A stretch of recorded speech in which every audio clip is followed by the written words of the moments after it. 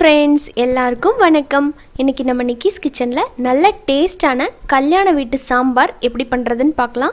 நம்ம யூஸ்வலாக செய்கிற சாம்பாரை விட கல்யாண வீட்டில் அப்புறமா ஹோட்டல்லாம் பார்த்திங்கன்னா சாம்பார் வந்து நல்லா திக்காக அதோட டேஸ்ட்டே கொஞ்சம் வேறு மாதிரி இருக்கும், நல்லா சூப்பராக இருக்கும். அதை எப்படி பண்ணுறது அப்படிங்கிறது தான் நம்ம இந்த வீடியோவில் பார்க்க போகிறோம். நம்ம வீட்டு விசேஷத்தில் செஞ்ச சமையல்காரர்கிட்டேருந்து நான் கற்றுக்கிட்ட ரெசிபி தான் இது. இதை உங்களோட நான் இன்றைக்கி ஷேர் பண்ணியிருக்கேன். வாங்க இதை எப்படி பண்ணலாம் அப்படின்னு பார்க்கலாம். இந்த சாம்பார் பண்ணுறதுக்கு நான் இன்றைக்கி ஒரு குக்கரில் 100 கிராம் அளவுக்கு பருப்பு, துவரம் பருப்பு எடுத்திருக்கேன். இந்த ஆளாக்கு வந்து 100 கிராம் வரும். இப்போது இதை சேர்த்துக்கலாம். உங்களுக்கு எவ்வளோ தேவையோ அவ்வளோ சேர்த்துக்கோங்க. நான் 100 கிராமுக்கான அளவுகளை இப்போ சொல்ல போகிறேன். இப்போது இதை வந்து லைட்டாக வறுத்துக்கணும். ரொம்ப கருகிடக்கூடாது. லைட் ப்ரௌன் வந்து அந்த வாசம் வரும் இல்லைங்களா, அந்த ஸ்டேஜ் வரைக்கும் நம்ம வறுத்துக்கலாம். இப்போ பாருங்கள்,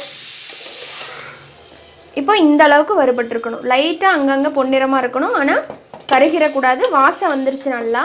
இப்போ இதில் தேவையான அளவுக்கு நம்ம தண்ணி சேர்த்துக்கலாம்.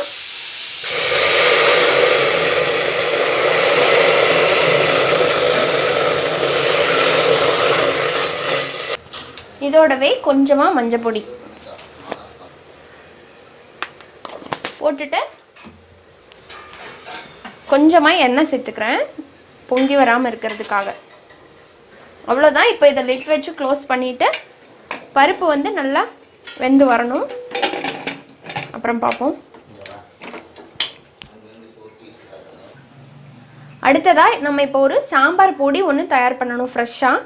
அதுக்கு ஒரு பேனில் 3 ஸ்பூன் வந்து மல்லி சேர்த்துருக்கேன். நான் வந்து இந்த ஸ்பூனில் எடுத்திருக்கேன். இப்போ நான் சொல்கிற பொருள் எல்லாமே ஒன்றுன்னா தனித்தனியாக தான் வறுக்கணும். இதை லைட்டாக வாசம் வர்ற வரைக்கும் நம்ம வறுத்துக்கலாம். இப்போ மல்லி நல்லா வாசம் வந்துருச்சு. இப்போ இதை நம்ம வேறு பிளேட்டுக்கு மாற்றிடலாம். 5-6 போல் காஞ்ச மிளகா அதையும் சேர்த்துக்கலாம்.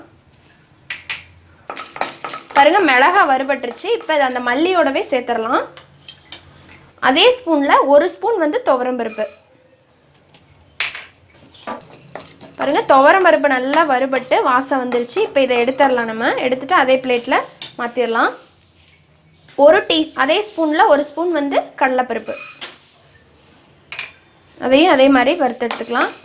ஏன் நம்ம இப்படி தனித்தனியாக வறுக்கிறோம் அப்படின்னா, ஒரு பொருளோட வறுபடுற டைமும் ஒரு மாதிரியாக இருக்கும். இப்படி தனித்தனியாக வறுக்கும்போது கரெக்டாக நம்ம கருகி போகாமல் வறுத்து எடுத்துக்க முடியும். அதனால தான் இப்படி தனித்தனியாக வறுக்கிறோம். கடலைப்பருப்பு நல்லா வறுபட்டு வாசம் வந்துருச்சு. இப்போ இதை மாற்றிடலாம். இப்போ 1 ஸ்பூன் வந்து உளுந்து நல்லா வறுபட்டு பொன்னிறமாக வறுபட்டு வாசம் வரும், அது வரைக்கும் வறுத்துக்கலாம்.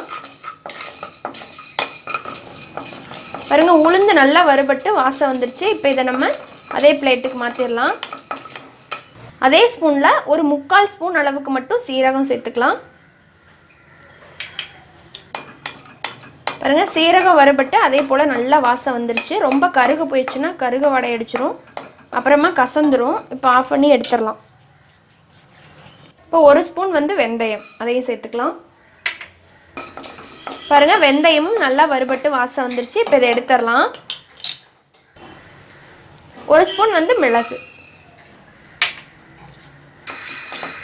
பாருங்கள், மிளகும் நல்லா வறுபட்டுருச்சு, வாசம் வந்துருச்சு. இப்போ இதை மாற்றிடலாம். கூடவே வந்து 1 கொத்து கருவேப்பிலை சேர்த்துக்கலாம். சேர்த்துட்டு இதுவும் நல்லா அதோட ஈரத்தன்மையெல்லாம் போயிட்டு வறுபட்டு வரட்டும். பாருங்கள், கருவேப்பிலையும் நல்லா வறுபட்டு இந்த மாதிரி சருகாட்ட ஆயிடுச்சு. இப்போ இதை நம்ம எடுத்துடலாம். இப்போ நான் வறுத்த எல்லா பொருளையும் இந்த மாதிரி ஒரு பிளேட்டில் மாற்றிருக்கேன். இப்போ இதில் பாருங்கள், ஒரு பிஞ்சை விட கொஞ்சம் அதிகமாக பெருங்காயத்தூள், அப்புறமா ஒரு 1/4 டீஸ்பூன் போல் மஞ்சத்தூள், இதையும் இதில் சேர்த்துடலாம். சேர்த்துட்டு இதை நல்லா ஆற விட்டு நல்லா நைஸ் பவுடராக அரைச்சி எடுத்துக்கோங்க. நம்ம சாம்பார் வைக்க ஆரம்பிச்சிடலாம். அதுக்கு ஒரு பேனில் ஃபஸ்ட்டு கொஞ்சமாக எண்ணெய் சேர்த்துக்கலாம். நான் இன்றைக்கி கடலை எண்ணெய் சேர்க்குறேன். ஒரு டேபிள் ஸ்பூனை விட கொஞ்சம் அதிகமாக சேர்த்துக்கிறேன். எண்ணெய் சூடானதும் கடுகு வந்து 1 டீஸ்பூன் சேர்த்துக்கலாம். கூடவே கொஞ்சமாக வெந்தயம், அதையும் சேர்த்துக்கலாம். அப்புறமா நல்ல வாசனைக்காக ஒரு 1/2 டீஸ்பூன் சீரகம் சேர்த்துட்டு 2 காஞ்ச மிளகா சேர்க்குறேன். அப்புறமா கருவேப்பிலை, சின்ன வெங்காயம் ஒரு 10 போல் போட்டுக்கலாம். அதுக்கப்புறமா ஒரு 4 பூண்டு, 4 பல், அதையும் சேர்த்துட்டு நல்லா வதக்கி விட்டுக்கலாம். இப்போது இது கூடவே 2 தக்காளியை நான் இந்த மாதிரி பொடி பொடியாக கட் பண்ணியிருக்கேன், அதையும் சேர்த்துக்கிறேன்.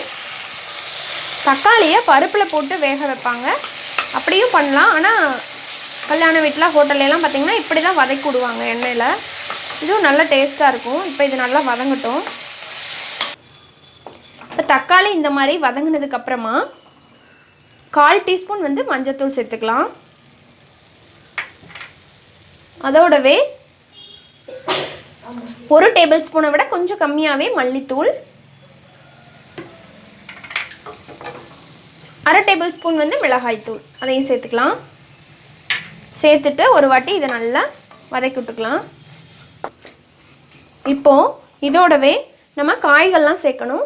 நீங்கள் உங்களுக்கு விருப்பப்பட்ட காய் எல்லாமே இதில் சேர்த்துக்கலாம். நான் வந்து இன்றைக்கி ஒரு பெரிய முருங்கைக்காவாக ஒரு முருங்கைக்காய், அதுக்கப்புறமா 3 கத்திரிக்காய் எடுத்து கட் பண்ணி இந்த மாதிரி தண்ணியில் போட்டு வச்சுருக்கேன். இப்போ இதை சேர்த்துடலாம். நீங்கள் கேரட், உருளைக்கிழங்கு, அப்புறமா பூசணிக்காய் எது வேணாலும் சேர்க்கலாம், பீன்ஸு சேர்த்துட்டு இதை நல்லா கலந்து விட்டுக்கலாம்.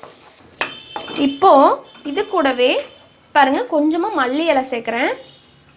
இது நல்ல ஃப்ளேவர் கொடுக்கும் இந்த டைமில் ஆட் பண்ணும்போது.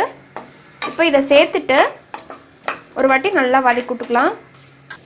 இப்போது இந்த காய் வேகிற அளவுக்கு மட்டும் கொஞ்சமாக உப்பு சேர்த்துக்கலாம், அந்த காய் பிடிச்சி வேகிறதுக்காக. அப்புறமா தேவையான அளவுக்கு தண்ணி சேர்த்துட்டு ஃபஸ்ட்டு நம்ம இந்த காயெல்லாம் ஒரு 3/4 பதம் வெந்ததுக்கப்புறமா தான் நம்ம வந்து பருப்பை ஆட் பண்ண போகிறோம். இப்போ இது வேகட்டும். இப்போ மூடி போட்டு நல்லா காயெல்லாம் ஒரு 90% அளவுக்கு வேகட்டும். இப்போ இது இருக்கட்டும். இப்போ ஒரு 7 நிமிஷம் போல் ஆயிருக்கு. பாருங்கள் நம்ம காயெல்லாம் நல்லா வெந்து ஒரு 90%க்கு மேலேயே நல்லா குக் ஆகிடுச்சு. சரிங்களா, இந்த அளவுக்கு வெந்துருச்சு. இப்போது நம்ம இதில் இந்த வேக வச்சு எடுத்து வச்சுருக்கிற அந்த பருப்பை வந்து இதில் சேர்த்துக்கலாம். பருப்பு வந்து ரொம்ப மசிஞ்சிடக்கூடாது, அதே நேரத்தில் ரொம்ப இதாகவும் இருக்கக்கூடாது. ஒரு கொதி வரட்டும். சரி, பருப்பு கொதிச்சிட்ருக்கையிலேயே ஒரு 1/2 லெமன் போல் புளி எடுத்து புளி தண்ணி எடுத்திருக்கேன் ஊற போட்டு. இப்போ அதையும் சேர்த்துக்கலாம். தக்காளி 2 சேர்த்ததுனால 1/2 லெமன் கரெக்டாக இருக்கும். இப்போ இது நல்லா கொதிக்கட்டும். இந்த புளியோட பச்சை வாசம் லைட்டாக போகணும். இப்போ வந்து நம்ம அப்படியே வந்து காய்க்கு தான் உப்பு சேர்த்தோம். இப்போது மொத்த குழம்புக்கும் சேர்த்துக்கலாம். உப்பு சேர்த்துட்டு மறுபடியும் லைட்டாக மூடி வச்சிடலாம். ஒரு 2 நிமிஷம் கொதிக்கட்டும். அது 2 நிமிஷம் போல் ஆயிருக்கு.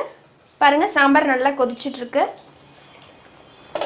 இப்போது இந்த ஸ்டேஜில் நம்ம ஃப்ரெஷ்ஷாக அரைச்சி வச்சுருக்கிற அந்த சாம்பார் பொடி இருக்கு இல்லைங்களா, அதில் ஒரு 2 ஸ்பூன் அளவுக்கு நான் இதில் சேர்க்குறேன்.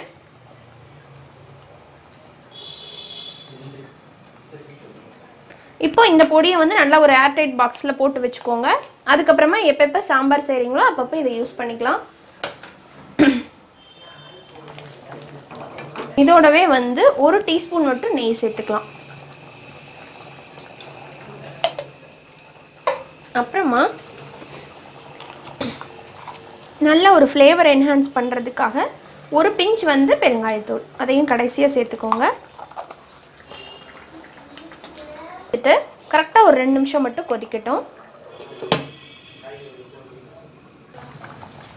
பாருங்கள் சாம்பார் தூள் போட்டு ஒரு 2 நிமிஷத்துக்கு அப்புறமா நம்மளோட கல்யாண வீட்டு சாம்பார் சூப்பராக நல்ல வாசனையோட ரெடி ஆகிடுச்சு. இப்போ இதில் கடைசியாக மல்லி இலை கொஞ்சமாக கருவேப்பிலை தூவி நம்ம இறக்கிடலாம்.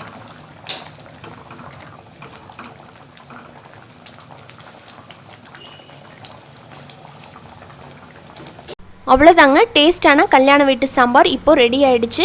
நான் தயார் பண்ண அந்த சாம்பார் பொடியை நீங்கள் முன்னாடியே தயார் பண்ணி வச்சுக்கிட்டீங்க அப்படின்னா இந்த சாம்பாரை குயிக்காக நீங்கள் செஞ்சு முடிச்சிடலாம். ரொம்ப டேஸ்ட்டாக இருக்கும் ரெகுலராக வைக்கிற சாம்பாரை விட.